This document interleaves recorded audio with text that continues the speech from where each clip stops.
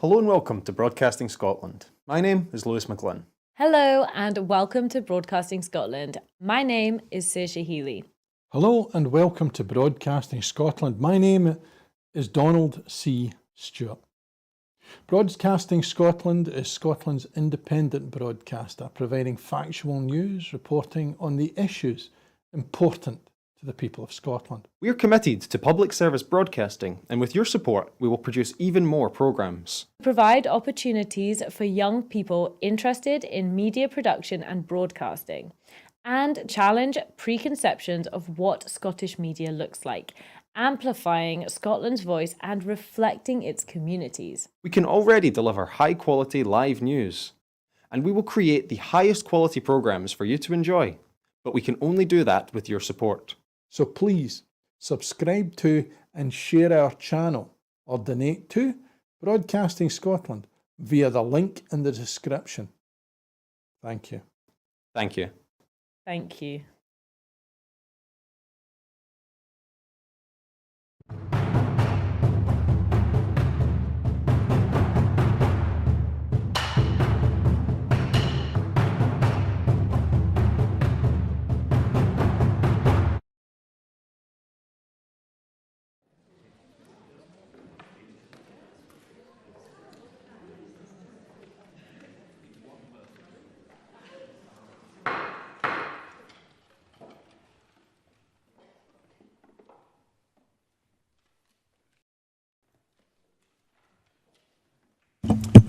Good morning. The first item of business is general questions. I'd invite members wishing to ask a supplementary question to press the request to speak buttons during the relevant question and the usual appeal for brevity in both questions and answers. And I call question number 1, Keith Brown. To ask the Scottish Government whether it will provide an update on progress towards addressing the reported concerns raised by local residents about HMP Stirling. Cabinet Secretary Angela Constance. Presiding Officer, as the member will understand, while this is largely an operational issue for the Scottish Prison Service, I can assure him that the noise complaints are being taken very seriously by both me and SPS. Officials from the Scottish Prison Service and Stirling Council attended a public meeting with MSPs and councillors on the 13th of November to update residents on the actions they are taking to help alleviate the noise coming from parts of the prison, and these include a range of operational and also infrastructure options. Keith Brown. Can I thank the Cabinet Secretary for her answer? I attended a public meeting last week where SPS were able to hear directly from residents about their concerns, and I'm pleased that SPS agreed to provide updates every fortnight to keep people informed of progress towards addressing the issues. However, over the last few days, I've received several emails about continued disturbances and have a real concern over what my constituents feel is a lack of urgency on the various mitigation measures discussed at the public meeting, with most appearing unlikely to happen until well into the new year. The situation is clearly having a significant impact on the lives of my constituents. For example, one constituent has explained that his 8-year-old daughter sits with headphones on crying as she is so upset by the noise she is hearing. Does the Cabinet Secretary agree with me that this is not acceptable and that SPS must expedite their plans to address the situation as a matter of urgency? Cabinet Secretary. Presiding Officer, I do agree very much with the member who has continued to raise these matters with me, that these issues for all concerned need to be resolved as soon as possible. I know that SPS are rightly very concerned around the impact on neighbours and have been taking action that Mr Brown is aware of as a priority, and they do remain committed to engagement with local residents. And indeed, prison service officials are meeting with local councillors today to discuss the operational measures they already have to minimise the noise. And I have asked the Chief Executive to keep me updated on progress. Supplementaries. First, Alexander Stewart. Thank you, Presiding Officer. The residents are exhausted by these continued disturbances, Cabinet Secretary. The new facility continues to fail the inmates and residents who cannot wait months for mitigation measures to be implemented. They need action and they need it now. Cabinet Secretary, it's quite clear from what was said at the public meeting that residents were not in any way considered through the design and the planning process of this facility. Therefore, what urgent action can be put in place to resolve the situation for these exhausted residents? Cabinet Secretary. Presiding Officer, if I can thank Mr Stewart for his correspondence on this matter, which has been extensive and indeed has included some video footage. I would like to reassure him and all members and the constituents that they represent that they have my support to ensure that we can work with the prison service in getting matters resolved as quickly as possible. He will, of course, be aware of all the actions that are taking place operationally within the prison, but also in terms of structurally out with. So going forward, I very much want to see this resolved, and if I can confirm to Mr Stewart that I have indeed replied to his extensive letter this morning. And Mark Ruskell. Thanks. I think the evidence is clear that the noise disturbances at HMP Stirling have been getting worse, not better, despite the proposed mitigations from SPS. Yet at the public meeting coordinated by my colleague Councillor Alistair Tolmash last week, SPS admitted that they had no way of monitoring noise beyond the site, beyond recording the complaints that were coming from constituents. Does the Cabinet Secretary agree that SPS must urgently find a way to systematically and proactively monitor noise disturbances at HMP Stirling to start to restore that trust with residents and to also monitor whether the mitigations are actually working or not? Cabinet Secretary. Presiding Officer, if I can confirm to Mr Ruskell that I have indeed replied to his councillor colleague, I can assure member that staff on site are actively intervening on a daily basis to limit the sound levels that are related to the disturbances experienced on the prison site and by residents. And alongside this and further other operational matters, SPS have given a commitment to continue to measure and monitor the noise levels to inform the development of further options to suppress noise levels. Question 2, Christine Grahame. Thank you, Presiding Officer. To ask the Scottish Government what measures it has in place to reduce disruption to public services due to severe winter weather. Cabinet Secretary Angela Constance. Presiding Officer, business continuity is a core responsibility of categorised responders under the Civil Contingencies Act and its regulations in Scotland. To support this responsibility, the Scottish Government hosts regular winter resilience meetings over the winter months with a wide range of stakeholders. The next winter resilience meeting is on the 24th of November. In addition, at a local and regional level, Scottish Government officials engage directly with partners to support preparedness, including through Resilience Partnership. This is not limited to winter preparedness, but is part of a continual process of monitoring and assessment. Christine Grahame. I have a feeling my supplementary isn't within the Cabinet Secretary's portfolio, but I'm going to ask anyway. Midlothian, South Tweedial and Lauderdale borders Midlothian is mainly rural, and keeping the road network clear is crucial to all the services that the Cabinet Secretary has mentioned. Can I ask, therefore, how road grit is allocated to local authorities? And if necessary, can a local authority access additional road clearing assistance if necessary? Cabinet Secretary. Presiding Officer, for brevity, I think the best thing I can say to Ms Grahame is that I will, with urgency, ask the Minister for Transport to reply to her. Thank you. I'm going to call a couple of supplementaries. Beatrice Wishart first. Thank you, Presiding Officer. There was a lessons learned exercise after Storm Arwen. Issues with the digital voice programme and turning off the copper wire telephone network and lack of resilience in the mobile phone network have been highlighted. And last December, Shetland had a severe weather event causing power cuts for up to 6 days for some people. What engagement has the Scottish Government had with the communications sector to ensure that people are able to contact public and emergency services during such severe winter weather events? Cabinet Secretary. Presiding Officer, the member raises a good point in terms of the interaction between severe weather and communications and power outages. I have actually answered a number of substantial questions from colleagues on the lessons learned from Storm Arwen. I will certainly forward those to Beatrice Wishart, but also to reassure her that built into our resilience arrangements is robust debriefing, because after each and every incident there is learning to take place, but I will ensure that the member is replied to in depth. John Swinney. Presiding Officer, whilst I acknowledge that winter weather can disrupt public services, we're increasingly finding that heavy rainfall can disrupt public services in spring, summer, autumn and winter. So can the Justice Secretary reassure Parliament that all responders are preparing for the changes in climate in our response to protect public services when there is a risk that heavy rainfall can result in the type of disruption that my constituents have experienced in the course of the last 2 months? Cabinet Secretary. Yes, I can, Presiding Officer. Resilience is an all-year-round activity, as indeed as we live in Scotland. Weather disturbance is an all-year-round activity, and as we all know, climate change is with us here and now, and is one of the biggest challenges that we face here and now. Question 3, Alexander Stewart. Thank you, Presiding Officer. To ask the Scottish Government how many civil servants worked on the production of the latest Building a New Scotland paper on immigration and EU policy.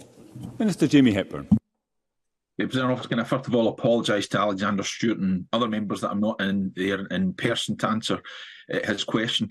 President Officer, as with other publications in the Building a New Scotland series, migration to Scotland after independence was coordinated by the Scottish Government's Constitutional Futures Division, with officials from other business areas contributing as part of their normal duties supporting Scottish ministers. There are presently 21 staff in the Constitutional Futures Division. Alexander Stewart. I thank the Minister for that answer. You've just related that possibly 21 civil servants' time may have been spent working on the policy, which will never be implemented.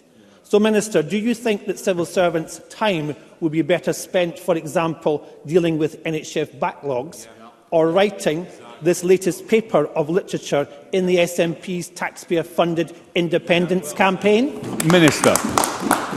Well, let me first of all remind Mr Stewart that in relation to NHS performance, we have the best performing A&E in any part of the UK. Of course, let me also remind Mr Stewart that this government won the last Scottish Parliament election. His party lost the Scottish Parliament election, and we said that at that election we would advance the case for independence. So not only do we have the right to do this, we have a responsibility. It was part of our manifesto commitment. And in terms of the time that's being devoted by Scottish Government civil servants, the cost of the work that's being undertaken in 22-23 in producing these papers and of the Constitutional Futures Division overall represented 0.0035% of Scottish Government budget in comparison to the great opportunities independence would bring, which we will, I can assure Mrs Stewart, win. I think that's a cost well worth paying. And supplementary, Bill Kay. I thank everybody for the round of applause. Thank you, Cabinet. Anyway, described as xenophobic and completely unacceptable by the African Union, the UK Government's illegal Rwanda deportation policy stands in stark contrast to Scotland's human approach. Can the Minister say what assessment we have made of the UK's plans to force through new legislation and what steps they are taking to help the Tory Government understand that it is imperative we create an asylum system which treats people with dignity and respect as set out in the Scottish Government's proposals? Briefly, Minister. Well, can I first of all say we welcome the Supreme Court judgment. The UK Government's policy is not only immoral but now being deemed to be illegal, and rather than circumvent that ruling or seeking to circumvent that ruling by suggestively removing themselves from the European Convention on Human Rights, they should accept that ruling and ditch their Rwandan policy. We'll push them to do that, and we'll also push them to drop their so-called illegal Migration Act. But when all is said and done, Presiding Officer, we need independence to create a humane approach to asylum here in Scotland. Question 4, Jamie Halcro-Johnston. To ask the Scottish Government how many health services across the Highlands and Islands have been downgraded or lost entirely over the last 16 years. Cabinet Secretary Michael Matheson. It is for territorial NHS boards and their planning partners to organise and provide high-quality services that meet the needs of local people in line with national guidelines and frameworks. Clearly, these services will be developed over time to account for a number of factors such as changes in clinical best practice and significant technological developments. In terms of this Government's commitment to and investment in local health services, just in the case of NHS Highland, the board's resource budget has increased by 19.5% in real terms between 2010-11 and 2023-24, and by 83.1% or £348.6 million in cash terms from 2006-07 to 2023-24. Jamie Halcro-Johnston. 16 years of SNP mismanagement has seen a running down of our rural health services. Maternity provision has been downgraded in Caithness and Murray. GPs are undergoing pressure right across the region. and our ambulance crews are increasingly stretched.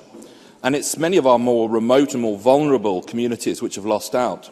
At a meeting of Sir Lewis Ritchie's steering group in June of this year, NHS Highland made a commitment to provide urgent care and minor injuries cover at Portree Hospital 7 days a week by the end of October. This has still not happened. So can the Cabinet Secretary tell me and my constituents in North Skye when they will get this vital service back in Portree for 7 days a week, as they were promised? Cabinet Secretary. Presiding Officer, the member will be aware that some of the changes which have been made to specific services in the Highlands have come about as a result of safety issues. For example, the issue of the midwife-led service in Caithness was as a result of a full-term baby dying in 2015, and the independent review that was undertaken made recommendations as to why changes had to take place in order to help to improve safety in the delivery of that service. In relation to the provision of services in the Lewis Ritchie report as well, Professor Lewis Ritchie is engaging with the Health Board and local stakeholders in order to make sure that there is resilience in providing 7 days a week urgent care services in Portree, and that work is ongoing at the present time. They're also working very closely with the ambulance service in order to make sure that the service is resilient going forward. The member will also be aware that we have also just invested £27.7 million in the new Broadford Hospital to provide additional clinical services in the area. Thank you. Question 5, Neil Bibby. To ask the Scottish Government when the Education Secretary last met with Renfrewshire Council and what issues were discussed. Cabinet Secretary Jenny Gilruth. I last met with Renfrewshire Council on the 31st of August this year. At that meeting, we discussed school provision in the Dargaville and Bishopton areas of Renfrewshire. The member also attended this meeting, as did Natalie Dawn MSP as constituency MSP, the interim chair of Dargaville Primary School Parent Council and the chair of Bishopton Community Council. My officials remain in close contact with the council and receive regular updates on school provision developments in the area. Neil Bibby. The Cabinet Secretary will be well aware of Renfrewshire Council's Dargaville debacle, which will cost taxpayers an estimated £160 million. There are now concerns that a similar blunder may even now be taking place in relation to St Andrew's Academy in Paisley. Meanwhile, plans for a new Thorn Primary in Johnston were dealt a blow as the Council's funding bid to the Scottish Government failed. Given this, can I ask the Cabinet Secretary what additional support will the Scottish Government provide to Renfrewshire's children to ensure no child is left paying the price for Renfrewshire Council's incompetence and financial mismanagement? Cabinet Secretary. I thank the member for his question. I very much recognise the scale of the challenge here. We engaged on this matter, of course, over the course of summer recess, Presiding Officer, I think on 3 occasions. And I understand the Council are keen to learn lessons from the report that was undertaken in relation to the action, particularly at Dargaville Primary School. I think in relation to government funding, it's worthwhile saying that Renfrewshire has benefited from Scottish Government funding over the years in relation to the school estate. So through the Schools for the Future programme, they were awarded £16 million towards 3 projects, and Scottish Government funding is also supporting Paisley Grammar School through the LEAP programme. And whilst, of course, our investment from Scottish Government is intended to augment and not replace the local authorities' responsibilities in relation to the school estate, we will continue to work with the Scottish Futures Trust on exploring how we can improve the school estate. More broadly, of course, it is worthwhile saying, Presiding Officer, that since 2007, the school estate in Scotland has improved from 61% of our schools being in good or satisfactory condition to now over 90% of them being in good or satisfactory condition. That's thanks to investment from this SNP Scottish Government. Okay, question 6, not lodged. Question 7, Audrey Nicholl. Thank you, Presiding Officer. To ask the Scottish Government how it is working with third sector agencies to improve outcomes for vulnerable people. Cabinet Secretary Shirley-Ann Somerville. Every portfolio across Scottish Government works closely with third sector agencies and organisations, many of which support our work with vulnerable people across Scotland. Scottish Government grant making is allocated across portfolios to various parts of the third sector to make a positive difference in many areas. And this Government recognises the vital work that the third sector organisations do on a daily basis to help make Scotland a better place for everyone. Audrey Nicholl. I thank the Cabinet Secretary for her response. Aberdeen Football Club Community Trust recently launched its impact report, which highlighted how the charity used the power of football to support communities across the North East to close the poverty-related attainment gap, improve physical and mental well-being and support our most disadvantaged citizens through the cost of living crisis. So will the Cabinet Secretary join me in congratulating Aberdeen Football Club Community Trust? And does she agree with me that when public finances are so constrained, it is all the more important that local authorities and the Scottish Government continue to support fantastic organisations like this? Cabinet Secretary. Well, I would very much agree with Audrey Nicholl on this point. The Government recognises the impact football clubs and their associated trusts and foundations can have on the lives of people and community right across the country, and the example of Aberdeen FC Community Trust is a fantastic example of that work in action. I know, for example, about the initiative that they carry on about their dementia-friendly programme, Football Memories, run with Alzheimer's Scotland. This is but one example from one club about the tremendous work that they do in their community, and I commend them for it. Okay, and supplementary, Paul O'Kane. Thank you. For over a decade, this Government has pledged multi-year funding settlements for the third sector, and most recently at the STVO gathering, the First Minister repeated that commitment. So can I ask the Minister, when will she be able to update Parliament, and more importantly the third sector, on when this will be delivered, or is it just more warm words from the First Minister and this Government? Cabinet Secretary. Well, the First Minister spoke directly to the third sector, as Mr O'Kane said at the gathering, and did commit to look at this. Clearly, this is a difficult area for the Scottish Government when our budget is also not guaranteed, and in fact the damaging policies of the autumn statement yesterday just showed how difficult it is to be able to ensure that we are providing not just support for the third sector but for our public services in general. But that is something we are absolutely committed to do through our fairer funding approach.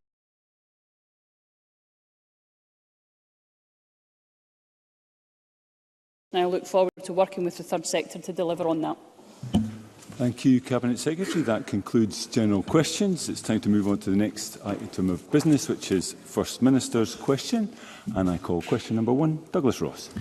Thank you, Presiding Officer. And I understand the corporate body have announced that an investigation is going to be launched into the Health Secretary's expense claims. And while that investigation is welcome, the Health Secretary still needs to come forward to this Parliament to give full answers, and the First Minister must give us frank responses today. So, for a moment, let's set aside the doubts about Michael Matheson's latest story on how he racked up a massive bill on his phone while on holiday. If we believe the unbelievable, if we suspend our disbelief, if we assume this fable is true just for 1 minute, it still doesn't explain why, back in February, Michael Matheson claimed £11,000 of taxpayers' money for a bill he couldn't account for. He promised Parliament, he gave written assurances this bill was the result of constituency work and only constituency work. His new version of events proves beyond doubt that that claim was false. The First Minister said this was a legitimate expense. Does he still believe that? First Minister. Well, let's remember, of course, the fact that when Michael Matheson discovered, after speaking again to his family, to his teenage boys, after it was told to him the use of the iPad, which Michael Matheson, of course, laid out in full in a personal statement last week, Michael took the immediate decision to pay back the full amount. Michael Matheson has made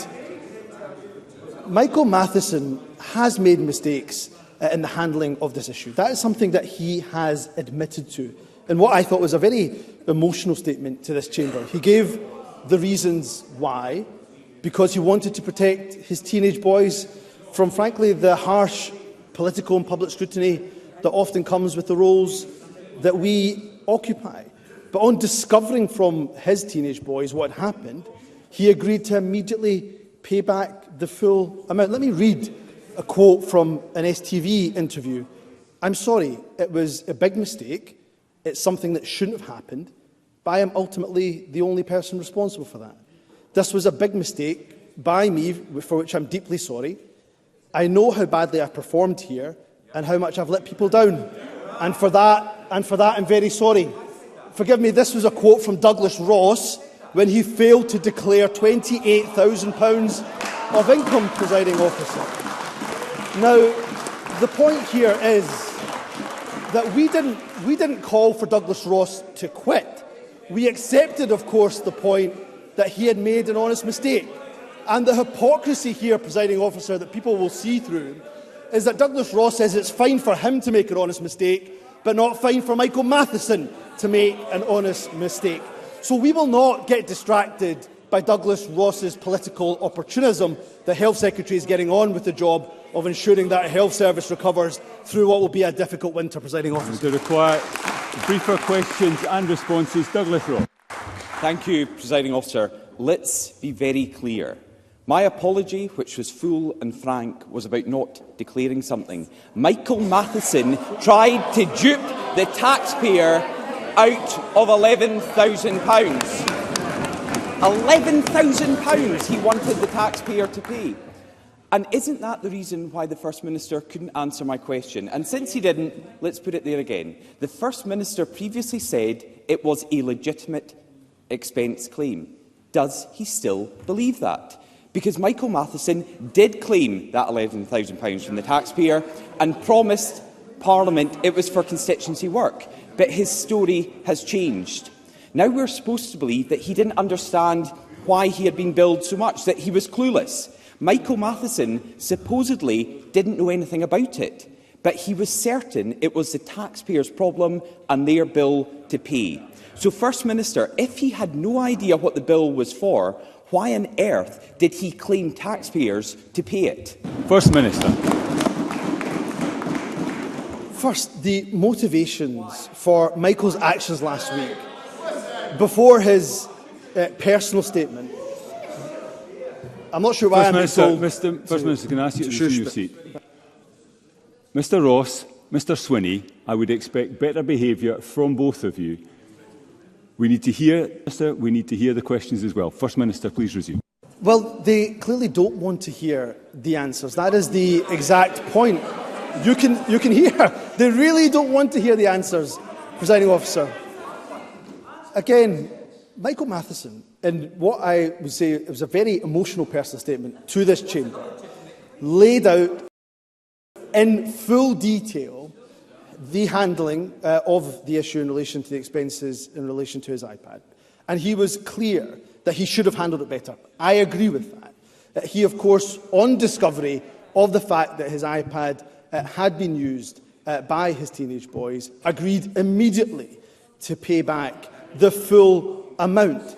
Now, look, as a father of two children, including a teenager myself, I can understand the motivation to protect your family, but I agree with others in this chamber that it should not have been handled in this way, and Michael Matheson, of course, admitted to that. Now, what Michael Matheson, after making that personal statement, has been getting on with is the job of Health Secretary. That's why on Monday he chaired Forth Valley's annual review. That's why this week he's announced £42 million for an extra 153 doctor training places, the largest expansion on record. It's why he visited Glasgow Caledonian University's School for Life and Health Sciences. It's why he met this week the Royal College of Nursing. Because as much as Douglas Ross, as much as the Conservatives want to distract him, what I've got is a Health Secretary that's getting on with the job. I am going to have to require briefer questions and responses. Douglas Ross. We've got a Health Secretary who claimed £11,000 from the taxpayer and a First Minister who won't simply answer, was that a legitimate claim to make or not? Michael Matheson is taking the public for fools. He supposedly found out on Thursday, 2 weeks ago, what really happened.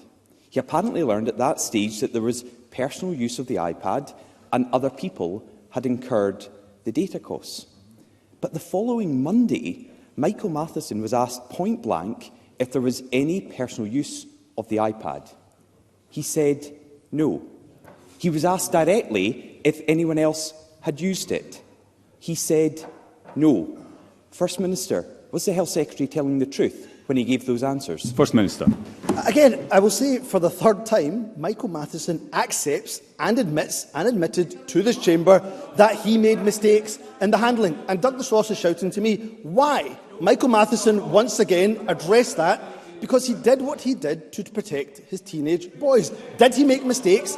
Absolutely. Has he admitted that? Absolutely. Has he agreed to pay back the full amount? Absolutely. And isn't it telling Presiding Officer, that Douglas Ross wants to talk about the Health Secretary. What he doesn't want to talk about is the savage cuts the UK Government have unleashed on the Health Service through yesterday's autumn statement. Let me read. If you want to listen to those in the Health Service, Presiding Officer, let's hear from the RCN's Chief Nurse, Professor Nicola Ranger. She said the autumn statement is short-sighted, that the NHS faces a multi-billion-pound deficit. They don't want to hear from nurses, Presiding Officer. They want to try to distract. They want to try to deflect. They want to try to dodge away from the fact that their autumn statement has led to savage cuts to the Health Service. Well, we won't let them forget, Presiding Officer. The only person deflecting here is Hamza Youssef, who cannot give honest answers.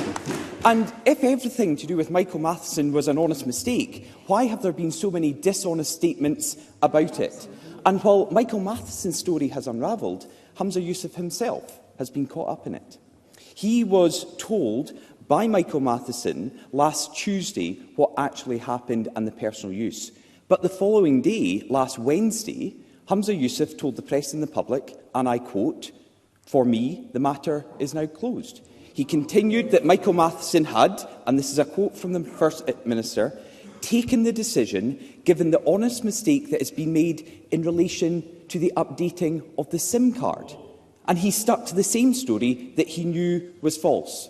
And this morning, the Deputy First Minister was further embroiled into this scandal. She was asked if, on a point of principle, ministers in the Scottish Government always tell the Parliament and the public the truth.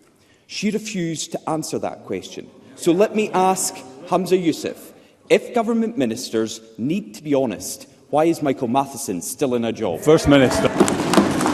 I will say for the fourth time that Michael Matheson admits to making mistakes in the handling of this issue.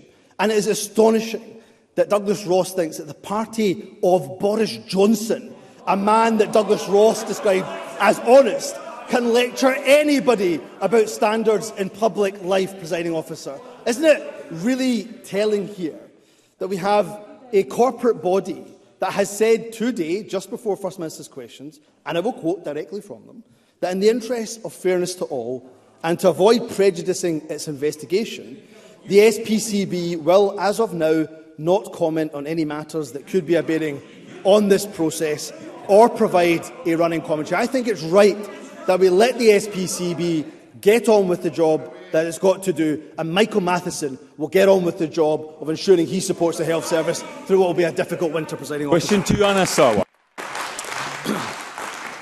Deputy Presiding Officer, honesty and integrity from members of both our governments is essential for faith in public life to be restored. This morning on the BBC, the Deputy First Minister was asked twice, do ministers in the Scottish Government always tell Parliament and the public the truth?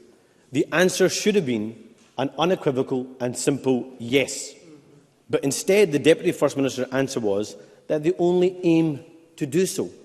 People have known for a long time that this government has a problem with the truth. But is this now the official government position? First Minister. Look, we should all be telling the truth in our interactions, wherever they are and wherever they occur. I will say once again what I said 4 times to Douglas Ross already, that Michael Matheson, of course, admits to mistakes. He admits to mistakes in relation to the handling of this entire episode. But when Michael Matheson found out late on Thursday night, not last week, the week before, that his family had used the iPad, he took the immediate decision the next day to pay back the full amount. In a personal statement to this Parliament, he admitted not just the mistakes he made, but he admitted the reasons for those mistakes. He has undoubtedly reflected on that, and now what he has done this week is get on with the job as Health Secretary and ensure that he's supporting our NHS through what will be an incredibly difficult winter indeed. Deputy President, I'm so pleased the First Minister said that we should always be telling the truth, because in the short time Hamza Youssef has been First Minister, the record of this Parliament has had to be corrected 3 times because of wrong information he has told this chamber. Once was in response to the serious issue of the COVID inquiry and deleted WhatsApp messages, and another was in response to me in this chamber when the First Minister gave an inaccurate answer about Scotland's renewables. But instead of immediately correcting the record, he took up hours of civil service time to try and spare his blushes. We know this because Labour now has the full unredacted emails between the First Minister's office and officials. They show that when civil servants pointed out he was wrong, he rejected their advice. Instead, his advisers had civil servants spend a month trying to cover up with a new line, including manufacturing statistics, to fit his answers. First Minister, if these are the lengths you will go to hide the truth on a simple mistake, should anyone be surprised that you won't sack Michael Matheson for knowingly misleading the public? First Minister.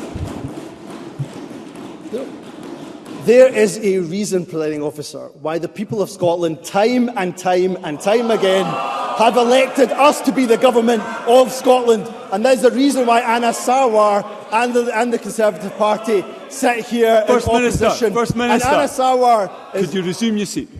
There is far too much barracking and background noise as the First Minister is responding to the questions. Let's hear the First Minister. First Minister.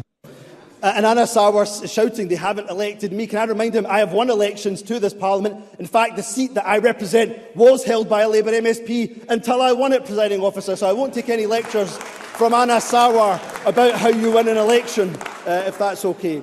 In terms of the issue that Anna Sarwar points to, when it comes to Scotland's energy potential, yes, of course, there is an incumbency upon any of us, whether it's a government minister or whether it's a backbencher, to correct the record if any inaccurate statement has been made. I take that responsibility very seriously. And what I won't apologise for, though, is the fact that we have an incredible renewables potential here in Scotland, a potential that we will invest in, and we will unleash that full potential for the workforce going forward. So while we will talk up our energy potential, I know Anna Sarwar is only interested in talking it down, Presiding Officer. Anna Sarwar. Deputy Presiding Officer, the people of Scotland have only had one opportunity to pass judgment on Humza Yousaf as First Minister. That was the Rutherglen and Hamilton West by-election, when there was a 20% swing to Labour, and Labour getting double the vote the SNP got. So I'll give you lessons on how to win an election, First Minister, come the next general election, because this is a gross breach of the relationship between ministers and officials, a gross breach. But not the First Minister and the government. This behaviour has become a norm for them. But actually, it's also a gross breach between ministers and the public when a minister can knowingly mislead them. And that's why Scottish Labour has long called for a Clean Up Holyrood Act to sweep away the culture of secrecy and cover-up that the SNP have allowed to thrive. The salmon inquiry, the ferry scandal, the failures at the Queen Elizabeth in Glasgow and the sick kids in Edinburgh, deleted COVID WhatsApp messages, and now the Deputy First Minister now saying they only aim to tell the truth. Under the SNP, trust and faith in Scotland's institutions has been lost. Isn't it the case, as represented by the good people of Rutherglen and Hamilton West, that this is a government that is running out of road, desperate to save their jobs and willing to say anything to cling on to power? First Minister. Presiding Officer, it's clearly not the case, because we've been re-elected time and time again by the people of Scotland to run our public services here in Scotland. In terms of Freedom of Information Act, I'm more than happy to provide a written response to Anna Sarwar about the improvements that we have made in relation to responding back, because we take our obligations very, very seriously. And Anna Sarwar talks about trust, he talks about values. Well, I'm sorry, I do not know what the values are of Sir Keir Starmer when it comes to the UK Labour Party. Well, actually, I take that back. I do know what the values of Sir Keir Starmer are. The values of Sir Keir Starmer are to make sure that he retains the two-child limit, to make sure he retains the bedroom tax, to make sure he retains the rape clause. Something, of course, Anna Sarwar disagreed with and now suddenly agrees with. So we know what our values are, and nobody from London, nobody from party headquarters will tell us otherwise. Question 3, Edward Mountain. Thank you very much, Presiding Officer, and I remind members of my register of interest that I own a house and I am a private landlord. To ask the First Minister whether the Scottish Government's policy to require households to replace their fossil fuel boilers with heat pumps or other green energy systems in off-gas properties by 2025 and in on-gas areas from 2030 is still going ahead? First Minister. Our 2021 Heat and Building Strategy committed to introducing legislation to phase out the need to install new or replacement fossil fuel boilers. We will consult very shortly on detailed proposals for a Heat and Buildings Bill to ask everyone across Scotland to help us design and deliver this in the best way possible. That consultation will provide more detail on when and how the proposed changes will take effect. Moving to clean heating systems will tackle climate change, reduce the exposure of homes and businesses to volatile fossil fuel prices. But our 2021 strategy also set out the need for the UK Government to take urgent action. That includes rebalancing gas and electricity prices and making sure that energy companies themselves are playing their part in delivering this vital transition. Let me be clear, Presiding Officer, we simply cannot meet our legal targets in tackling climate change if we do not end our use of gas boilers. Edward Mountain. And I thank the First Minister for that attempted answer. I'm not sure I'm any clearer whether those targets will be met. It appears we'll have to wait. But First Minister, I'm sure you'll agree with me that it's absolutely vital that we do reach net zero. And in order to do so, we need to take the public with us. Does the First Minister therefore acknowledge, like some of his SNP MSPs do, that the unrealistic and poorly thought-out policies set by his Green Party colleagues in government, such as this one and the DRS scheme, are causing more damage in reaching net zero than they are in achieving it? First Minister. Presiding Officer, we get to the crux of the Conservatives' issue and problem here is that in the very face of a climate crisis that in the summer engulfed many parts of our planet in flames, has flooded many other parts of our planet in the recent weeks and months, at home and abroad. We have a Conservative Party that tell us they're not climate sceptics, they're not climate change deniers, but oppose every single measure that this government brings forward to tackle climate change. So every time we bring forward a sensible proposal that's necessary to meet our targets, and we all voted for those targets, they're opposed by the Conservatives. The Conservatives have to decide what side they are on. Are they on the side of trying to protect and save this planet, or are they on the side of climate deniers and climate sceptics? They have chosen to make climate change, shamefully, a culture war election issues. Tories aren't just bad for Scotland, not just bad for the UK, but it seems they're bad for our planet too. Supplementary, Fergus Ewing. Presiding Officer, we all agree that there is an acute housing shortage in this country. Yet, Homes for Scotland, Cala Homes, Taylor Woodrow and Persimmon, all major house builders, have all warned repeatedly that the heat pump targets, especially for new builds, have had the effect of forcing up costs of house building so that fewer homes are being built in Scotland. So, if the First Minister wants to tackle the housing shortage, will he consign the Green Party half-baked pie-in-the-sky policy in the bin where it belongs, alongside deposit return and highly protected marine areas? And will he recycle his Green ministers to the backbenches where they belong, and then meet with industry and real experts, actual experts, to work out a plan to solve the problem? A response to the First Minister. Well, perhaps the applause from the Conservative benches might demonstrate to Fergus Ewing that his proposals are not the most sensible that he is suggesting that we bring forward. I do not believe that we can simply put our head in the sand and ignore the scale of the climate crisis that we are facing. Yes, house building and house construction is facing challenge. Just look at sky-high rocketing inflation caused by the Conservative government. So yes, let's tackle skyrocketing inflation. Let's tackle some of those high construction costs. And of course we have several, not just targets, but significant investment in-house building over the course of this Parliament and beyond. And when it comes to ensuring that we replace gas boilers, Presiding Officer, we will not consign that policy at all to the dustbin of history. In fact, history will judge very poorly those who are climate sceptics or indeed climate deniers in the face of a climate crisis that is harming our planet. Mark Roscoe. While UK government sinks into another culture war, cheered on by climate change deniers and naysayers, here in Scotland, we're realising our ambitions on heat transition.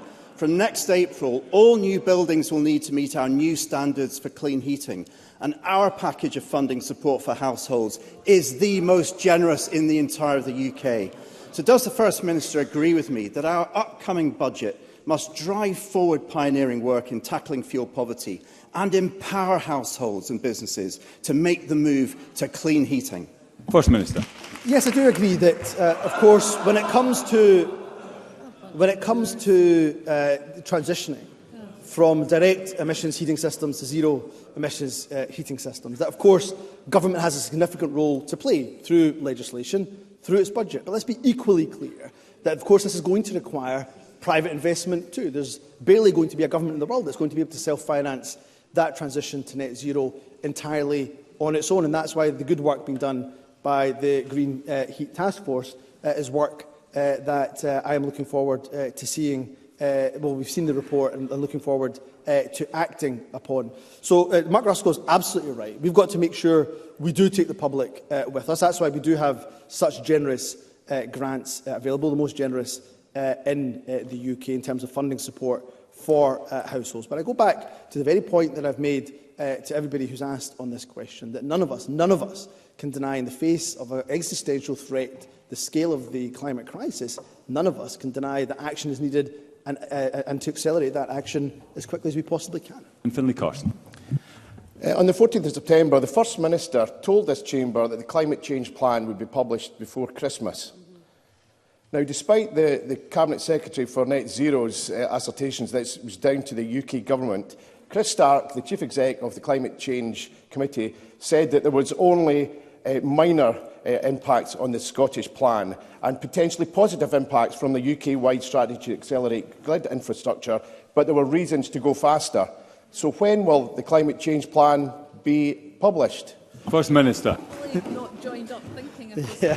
Well, we will publish the plan. We'll publish the plan before the statutory target. Now, we aimed, of course, to do it a year before the statutory target of when to publish that plan. And I think what I would say to Finlay Carson is that the UK government's rollback on its climate ambitions, many of its U-turns, are not just, of course, bad for those living in the rest of the UK. They clearly will have an impact on Scotland. And it's right that we look to explore in detail what those impacts are. And I think it's frankly shameful that in an issue of this existential crisis, that has been turned into an election issue, a culture war issue by the Conservatives. Wouldn't it be far better that we had an element of consensus on the fact that all of us have to pick up the pace, urgently accelerate the work of tackling the climate crisis, and if we don't, our current generations and our future generations simply won't forgive us, Presiding Officer. Question 4, Alistair Allen. To ask the First Minister what support the Scottish Government is providing to households that are experiencing the pressure of increased energy bills in light of Citizen Advice Scotland launching its Worried This Winter awareness campaign. First Minister. Well, energy bills remain significantly higher than 2 years ago due to a volatile energy market and the UK Government's complete and utter failure to act. So campaigns like Citizen Advice Scotland, Worried This Winter, together with our current Home Energy Scotland campaign, which will drive vital referrals to HES Warmer Homes programme, they're extremely important indeed. I've consistently called on the UK Government to fully utilise the fiscal and policy levers at their disposal to introduce measures like a social tariff as a means to target support to those who need it the most, which unfortunately they failed to do in the Chancellor's autumn statement, leaving those in businesses and communities already facing fuel poverty to suffer even more so. Alistair Allen. I thank the First Minister, who will be aware that energy costs are a particular worry in our island communities who experience disproportionately high levels of fuel poverty. In yesterday's autumn statement, the Chancellor rejected SNP calls for a £400 energy rebate, but with energy prices set to rise again by 5%, can the First Minister assure my constituents that the Scottish Government will continue to support people struggling with their energy bills while the UK Government so evidently ignores them? First Minister.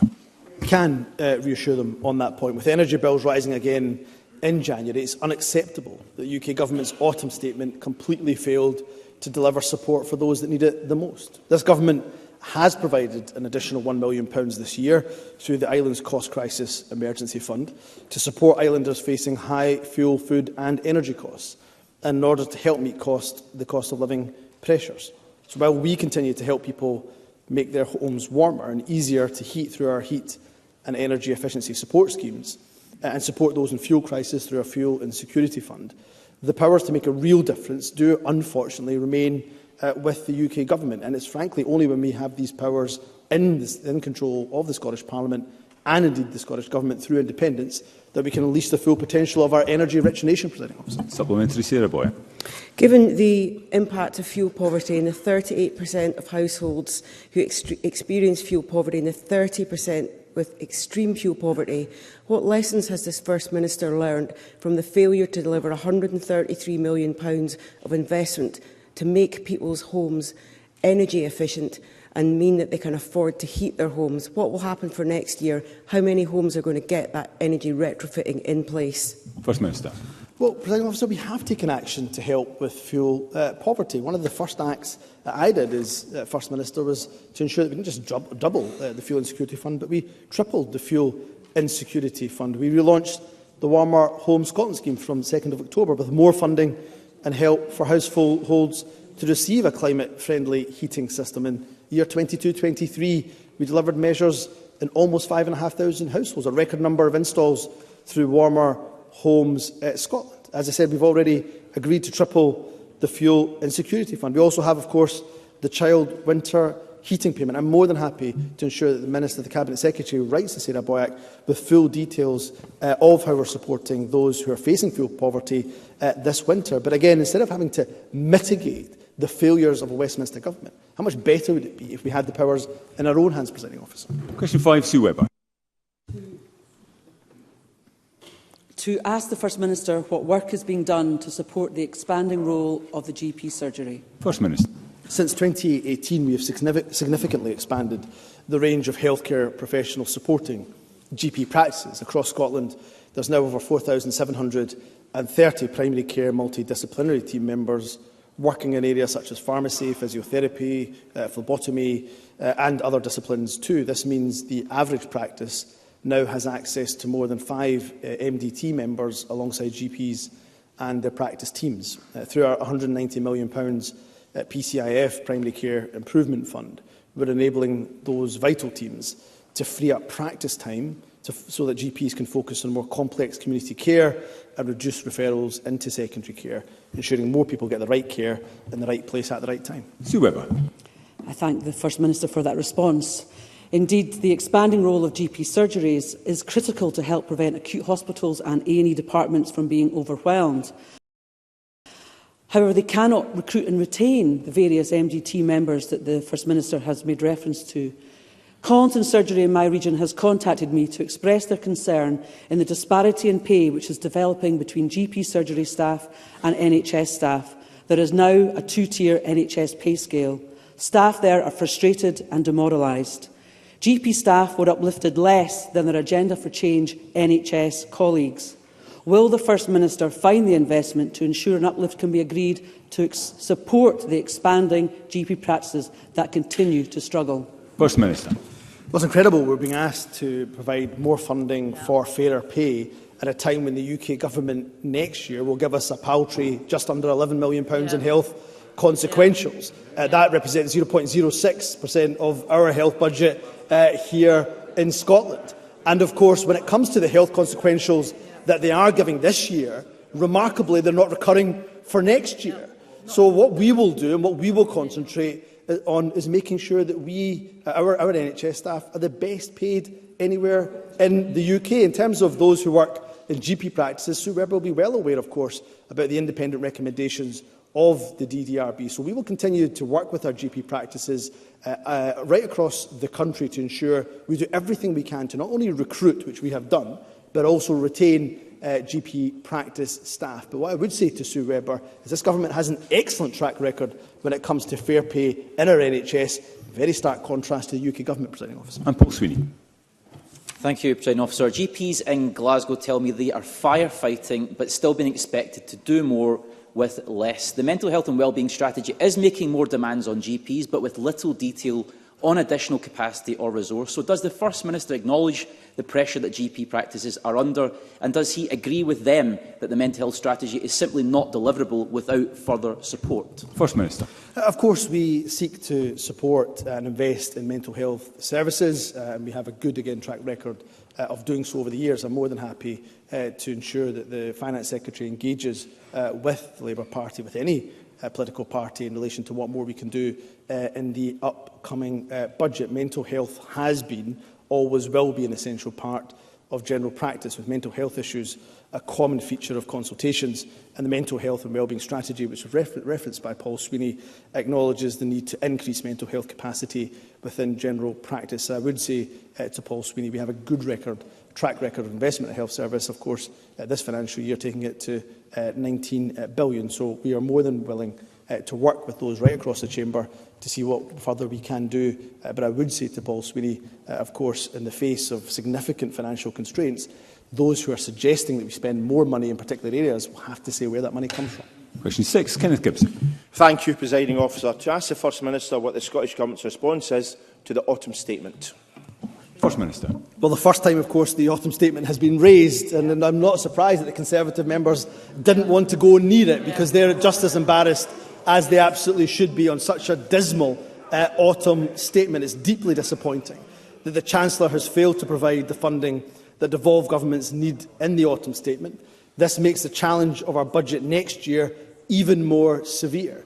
And yet again, the Conservatives have completely failed to take action to support struggling households, businesses, public services, missing the opportunity to invest in the services that people rely on and infrastructure that's so vital to our economy.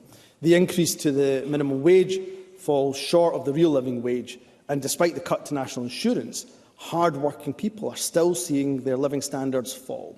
We are once again at the mercy of poor UK Government decisions which compound the pressure on our public finances and increase the misery that is faced by struggling households. Wouldn't it be far better, Presiding Officer, that we didn't have to mitigate, that we didn't have to wait for autumn statements from the UK Government, an unelected UK Government, but instead that we had the powers in our own hands, Presiding Officer? Kenneth Gibson. I thank the First Minister for that answer. The First Minister will be aware that the £25 billion in election bribes that the autumn statement contains is less than half the £55 billion in tax increases and spending cuts the Tories imposed after the disastrous Trust mini-budget last year.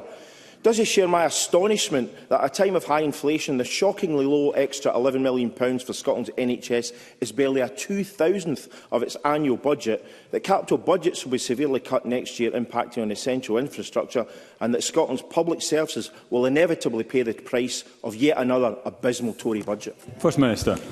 Absolutely. I absolutely agree with Kenny Gibson. Yesterday's autumn statement provided the very worst-case scenario to Scotland's finances, at a time when we needed investment in infrastructure to help grow the economy and in public services that so many people rely on.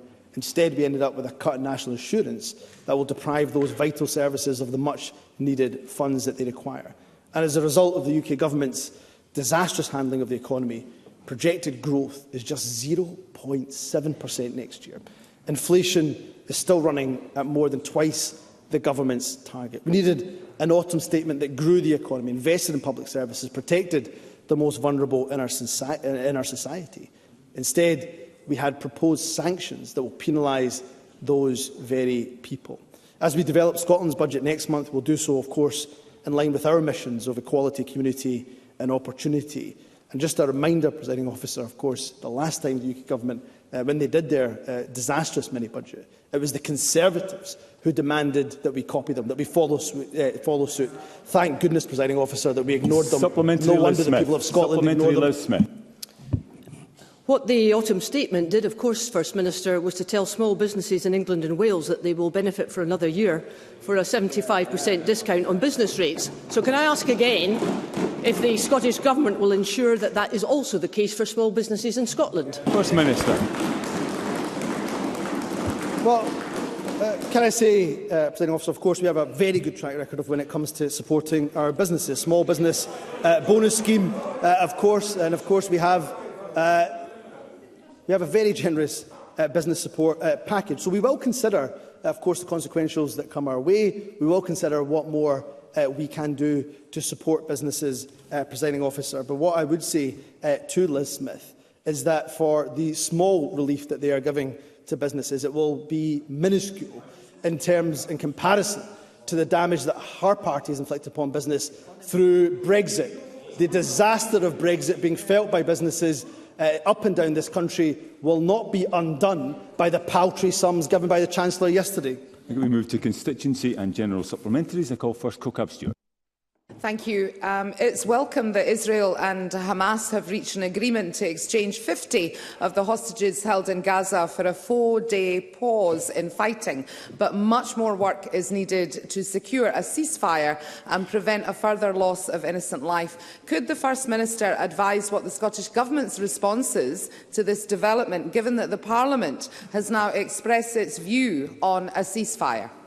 First Minister. Well, can I commend members right across the chamber for what I thought was a very good debate in relation to the ceasefire. I was pleased that the Parliament backed by a majority a ceasefire to be called. Can I also say that I know that the 4-day pause will be much welcome relief to those in Gaza who've suffered complete and utter devastation over the last 6.5 weeks. Can I thank in particular those who've been involved in helping to negotiate that 4-day pause, the United States, Egypt and in particular Qatar, who have been at the centre of those negotiations. I think all of us will say that we welcome that 4-day pause, but we want it not to be a 4-day pause, but a permanent ceasefire. So I would urge the UK Government to use whatever influence it has alongside the international community to ensure that after 4 days, the bombing of innocent men, women and children doesn't just resume, but we actually have peace. And not only that, they all strive towards a long-term peace which must be predicated on a two-state solution.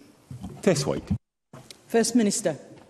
Old Meldrum Dental Practice and Laws Dental in Carnoustie have told patients they have no choice but to ditch NHS treatment because of increasing costs and the recent changes enacted by this SNP Green government. Far from protecting dental treatment for NHS patients, we're seeing an exodus of dentists from the NHS because of the government's actions. Will the First Minister commit to finding a better working structure for dentistry to ensure its long-term sustainability? First Minister. Well, we have invested in NHS dental services and, of course, recently just agreed some additional NHS dental reforms. And the purpose of those reforms, the exact point of those reforms, is to incentivise NHS dentistry. So that has seen some increased fees for dentists, which I'm happy to ensure that the Health Secretary writes to Tess White with the full details of that. In addition to that, it's fair to say that NHS registration in Scotland is significantly higher than the rest of the UK, with more than 95% of the population registered with an NHS dentist. That's not to take away from the important points that Tess White does raise.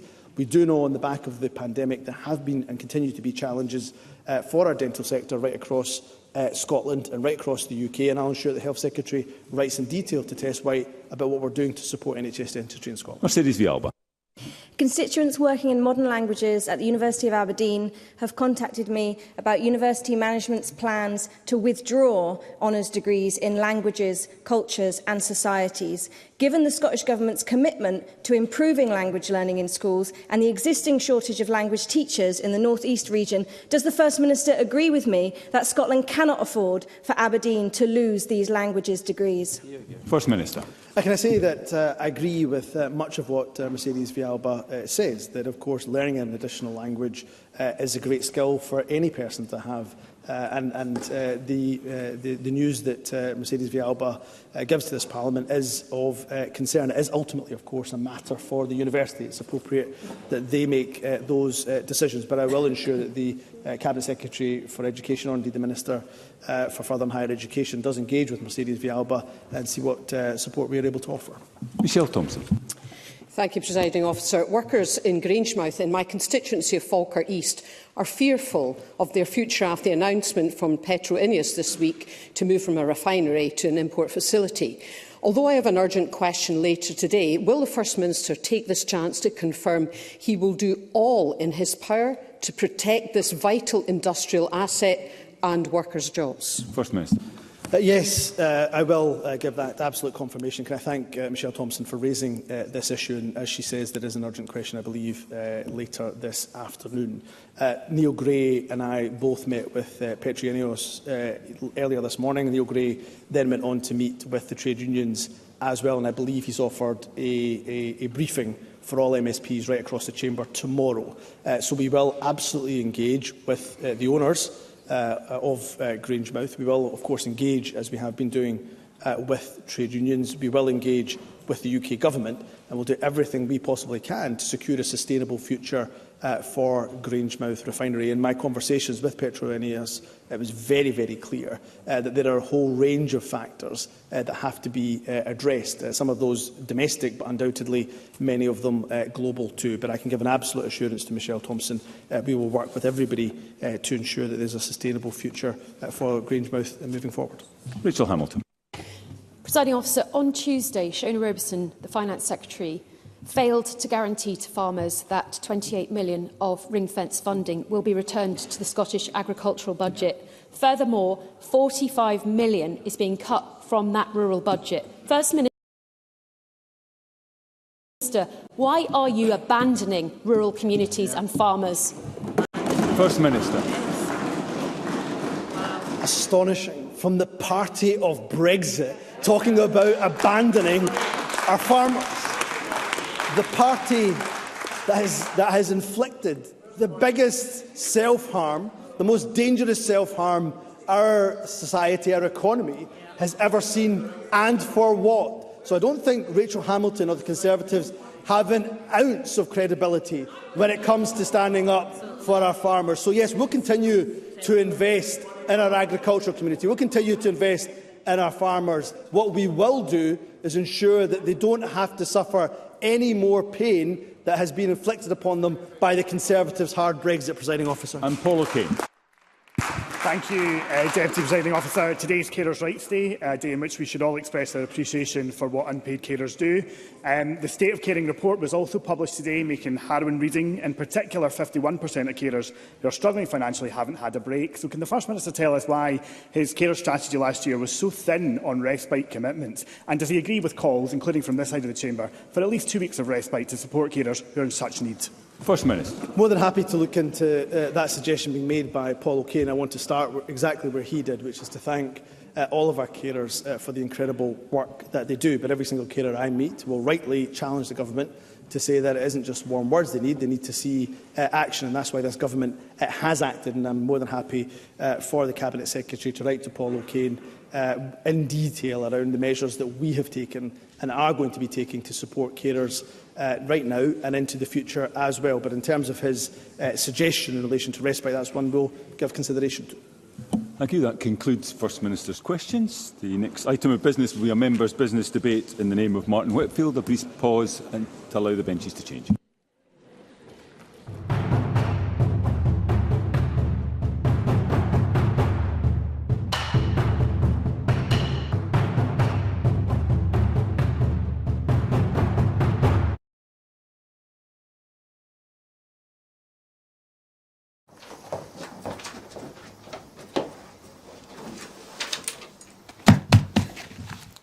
Hello and welcome to Broadcasting Scotland. My name is Lewis McGlynn. Hello and welcome to Broadcasting Scotland. My name is Saoirse Healy. Hello and welcome to Broadcasting Scotland. My name is Donald C. Stewart. Broadcasting Scotland is Scotland's independent broadcaster, providing factual news, reporting on the issues important to the people of Scotland. We are committed to public service broadcasting, and with your support, we will produce even more programmes. Provide opportunities for young people interested in media production and broadcasting, and challenge preconceptions of what Scottish media looks like, amplifying Scotland's voice and reflecting its communities. We can already deliver high-quality live news, and we will create the highest quality programmes for you to enjoy. But we can only do that with your support. So please subscribe to and share our channel or donate to Broadcasting Scotland via the link in the description. Thank you. Thank you. Thank you.